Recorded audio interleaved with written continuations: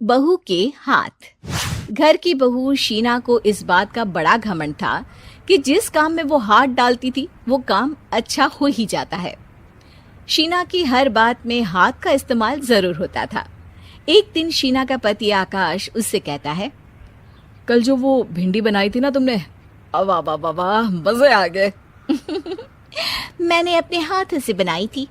मेरे हाथों में वैसे भी जादू है, जिस चीज को छू लेती हूँ सोना बन जाती है। अब ये थोड़ा ज्यादा हो रहा है।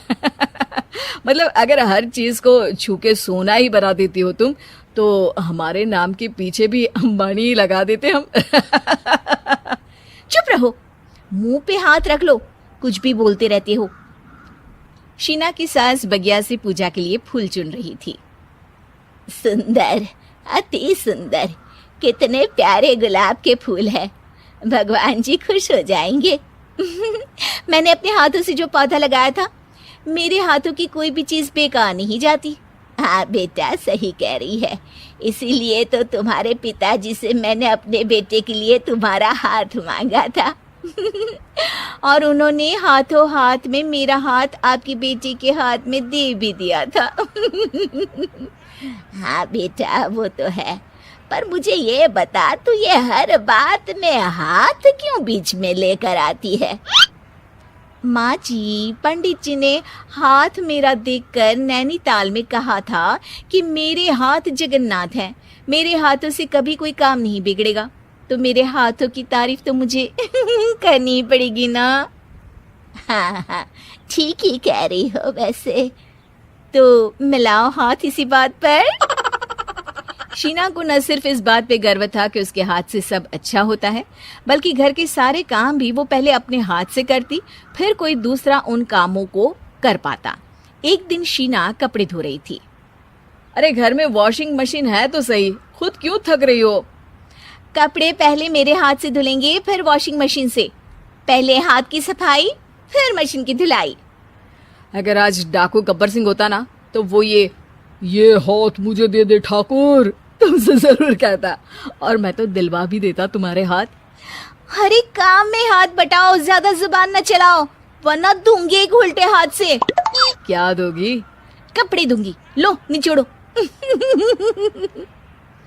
ऐसे ही एक दिन, अरे बहू, ये सोफे पर चढ़कर हाथ से पंखा क्यों घुमा रही हो? माँ जी, क्योंकि मेरे हाथ से घूमेगा तो ज्यादा अच्छे से हवा देगा। अरे बेटा, फिर तो तुम गाड़ी का पहिया भी हाथ से घुमा के मायके जाया करो। एक बार आकाश ने घर पर कार लाने की बात छेड़ी। माँ, सोच रहा हूँ कि एक कार लेकर आता हूँ। ले ले बेटा, क्यों नहीं? अरे पैसे हो तो हवाई जहाज भी ले लेना। हाँ, पैसा तो हाथ का मेल है, ले लेते हैं। इस हाथ पैसे देंगी, उस हाथ कार ले लेंगी। मुझे तो लगता है कि बहू कार भी अपने हाथों से धक्का लगाकर घर लाएगी। वो तो नहीं करूंगी, लेकिन सबसे पहले स्टीयरिंग पर हाथ मैं ही लगाऊंगी, ताकि गाड़ी का आना शुभ हो। अरे घर ले आने तो दो, फिर हाथ लगा लेना। लेकिन शीना नहीं मानती।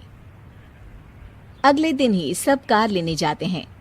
शीना सेल्समैन से कहती है, भैया ये कार बहुत पसंद है, पैक कर दो।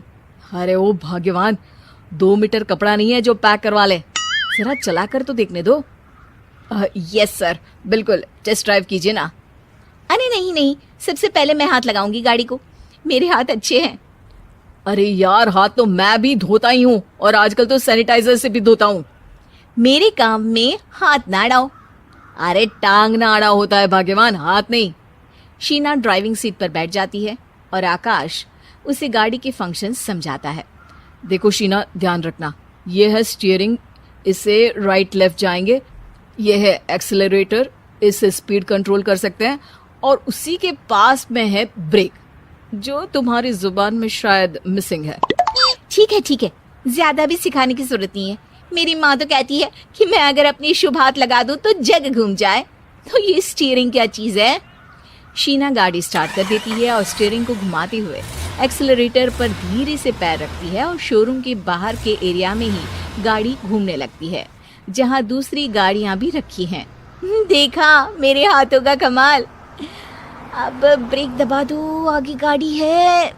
शीना आगे गाड़ी देखकर घबरा जाती है और पाँव गलती से एक्सीलरेटर पर पड़ जाता है।